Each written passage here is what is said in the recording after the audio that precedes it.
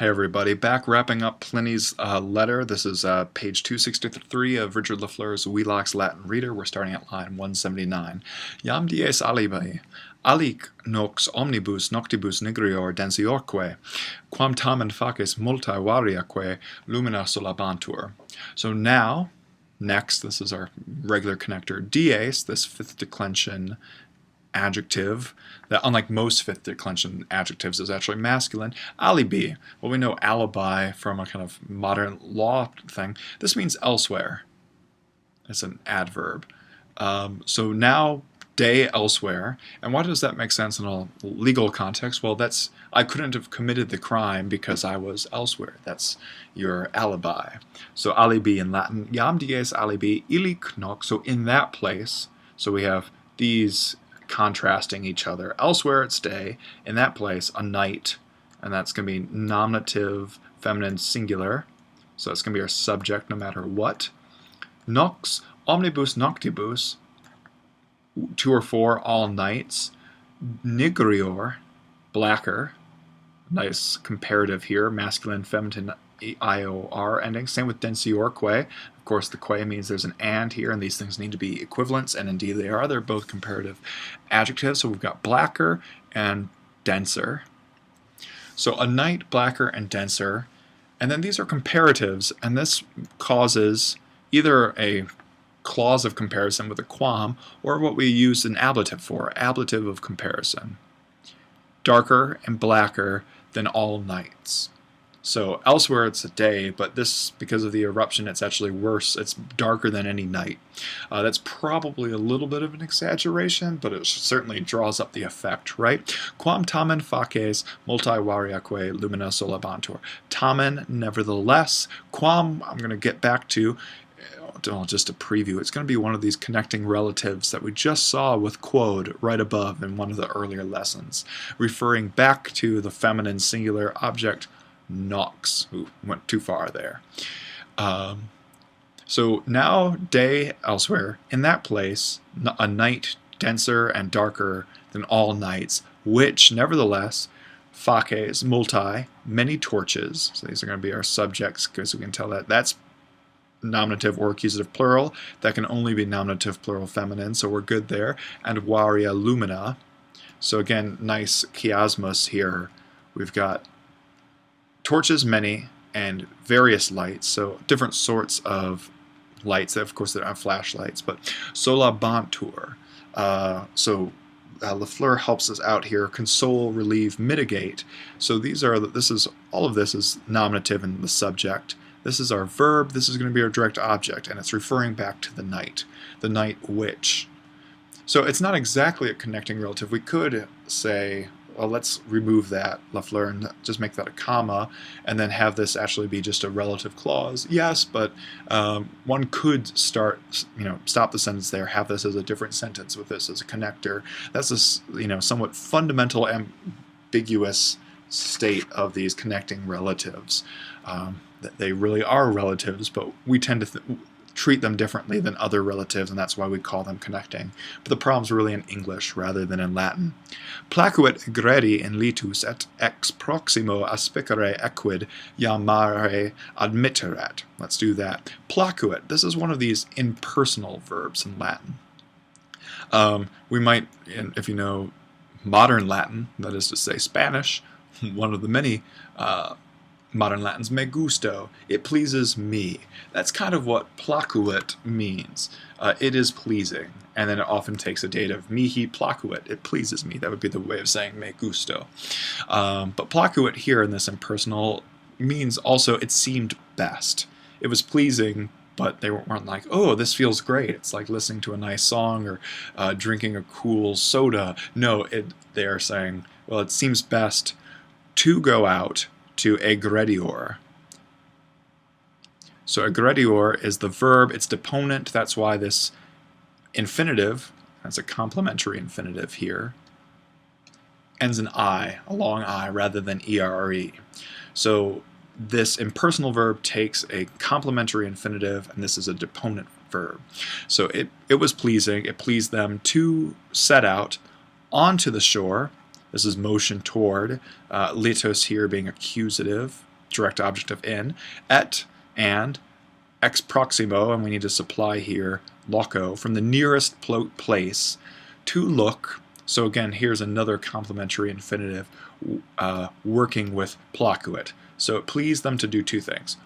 One, go out onto the shore, and two, look from the nearest place whether, so equid kind of works like on, but on you needed a verb of deliberation. Here we have a verb of looking. We need something a little bit more specific. We get equid, whether, nyam, now, mare, maris, neuter. That's the word for the sea. It's third declension. This could be nominative or accusative then. We don't quite know. Admitteret. So it seems like this is going to make because there's no good subject for admitteret, that they allow the sea. No, it's better that the sea allow, and then we need to supply, as Lafleur helps us out, them, eos. Whether the sea would allow now. Well, allow what? Allow them, and what them to do what? To go and cross it, because remember the wind had been adverse earlier. So let's recap. So it's day elsewhere, it's night here, it's darker than any night, and they decide to go out to the shore, they can't see it from the villa, to see whether they might actually sail out. So quod adhuc vastum et adversum permanebat.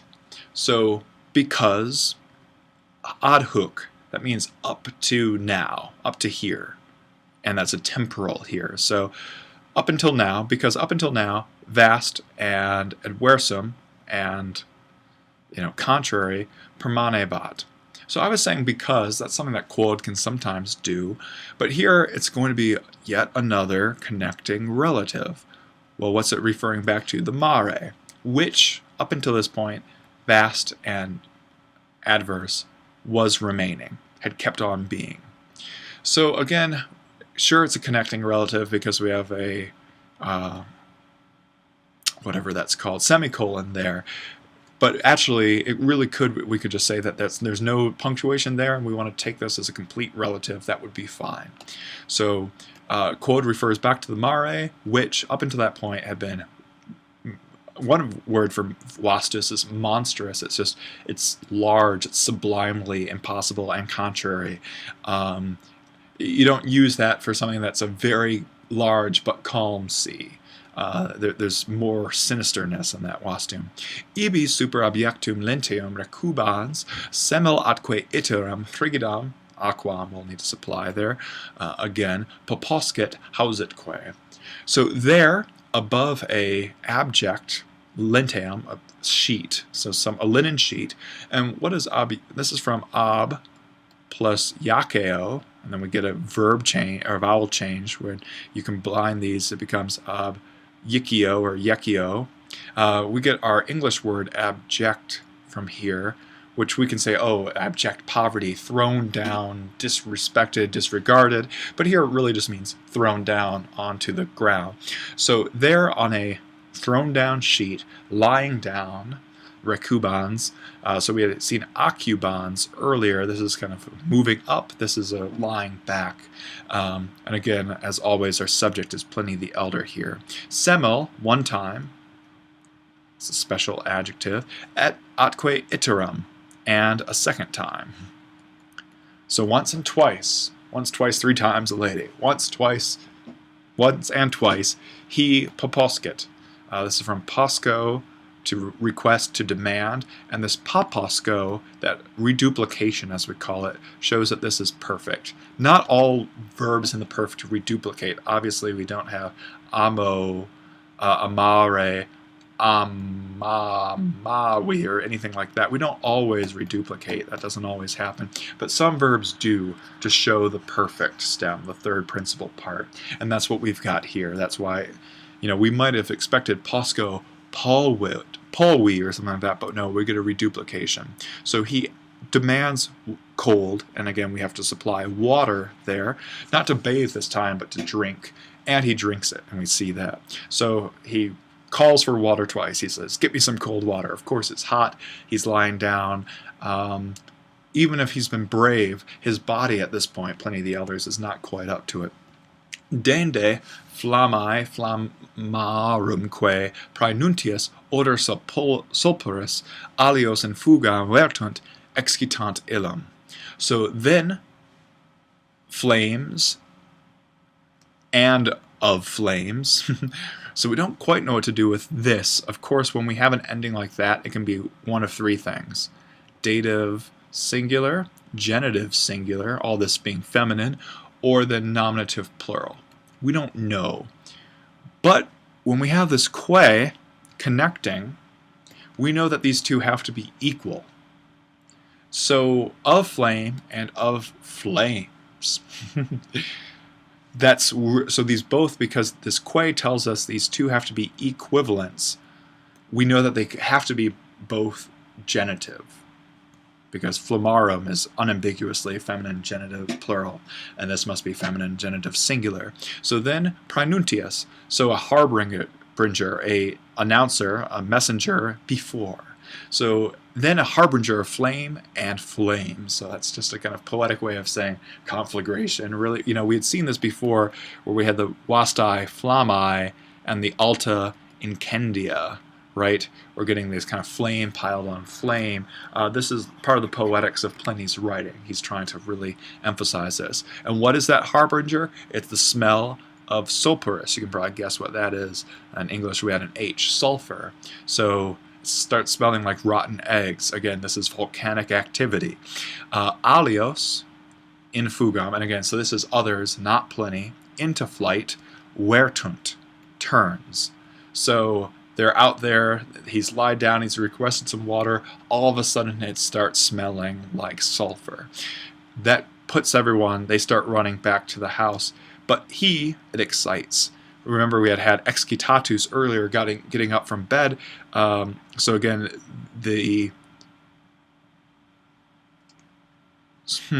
now I'm a little bit confused about why these are plural, but maybe they turn into flight.